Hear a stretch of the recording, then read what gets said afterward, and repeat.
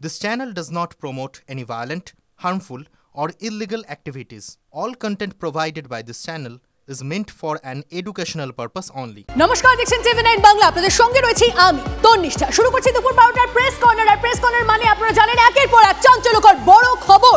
এই মুহূর্তে ডিটেইলস দেব আপনাদের। তবে এই মুহূর্তে সবথেকে একটা বড় খবর আসছে আপনাদেরকে জানিয়ে রাখি।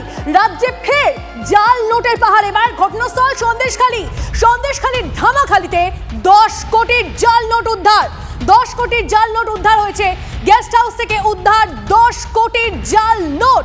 রাজ্যে ফের জাল নোটের পাহাড়। সন্দেশখালীর ধামাখালী থেকে 10 কোটির জাল নোট উদ্ধার। কথা বলবো আমাদের প্রতিনিধি দীপঙ্কর আমাদের সঙ্গে রয়েছে। দীপঙ্কর, কোথা থেকে এই জাল নোট উদ্ধার হয়েছে, কার কাছে ছিল এত জাল নোট, কি জানা যাচ্ছে? দেখো, সন্দেশখালীর ধামাখালী গেস্ট হাউসে 10 কোটি টাকার জাল নোট উদ্ধার হয়েছে এবং এখনো পর্যন্ত আমরা জানতে পারছি টাকা গোনা চলছে, মেশিন দিয়ে টাকা গোনা হচ্ছে, এর পরিমাণ আরো বাড়বে এমনটা আমরা পুলিশ থেকে জানতে পারছি। কিন্তু এই হোটেলে তারা গতকাল রাত্রিরে আসে এবং হোটেলের অতিথি হিসাবে আসে, যেমন সন্দেশখালী বা ধামাখালী যেমনিতেই তুমি জানো টুরিস্ট এলাকা, সেই হিসাবে এসেছিল। কিন্তু তাদের আসা যাওয়া, তাদের লাগেজ ব্যাগ এই সমস্ত দেখে সন্দেহ হয় এবং তারপর পুলিশকে খবর দিলে পুলিশ গিয়ে তদন্ত শুরু করে এবং তাতে দেখা যায় যে প্রচুর টাকা রয়েছে এবং সেই টাকা জাল টাকা, সেগুলো পুলিশ খতিয়ে দেখছে। এবং আমরা যতটুকু জানতে পারছি এই যে গ্রুপ, সেই গ্রুপ একটা বড় গ্রুপ এবং রাজ্যের বিভিন্ন প্রান্তে তাদের নেটওয়ার্ক রয়েছে। সেই নেটওয়ার্কে তারা এই ধরনের অ্যাক্টিভিটিস করে থাকে, যার ফলে এদেরকে পুলিশ ধরেছে এবং তাদেরকে এখনো পর্যন্ত আটক করে জিজ্ঞাসাবাদ চলছে একদিকে এবং অন্যদিকে টাকা গোনার কাজ চলছে। নজর রাখো। ধন্যবাদ।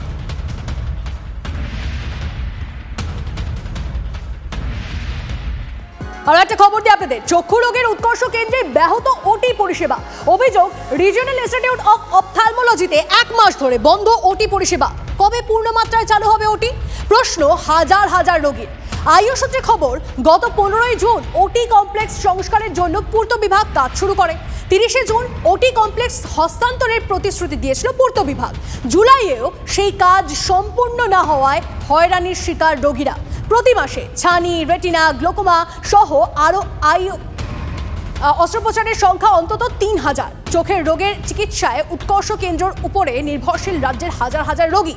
সেই উৎকর্ষ কেন্দ্রের পরিষেবা নিয়ে ক্ষুব্ধ প্রাক্তনীরা। পরিষেবা না পেয়ে বেসরকারি হাসপাতালে চলে যাচ্ছেন রোগীরা। TV9-এ বিস্ফোরক অভিযোগ আর আইওর সদ্য প্রাক্তন ডিরেক্টর অসীম ঘোষের।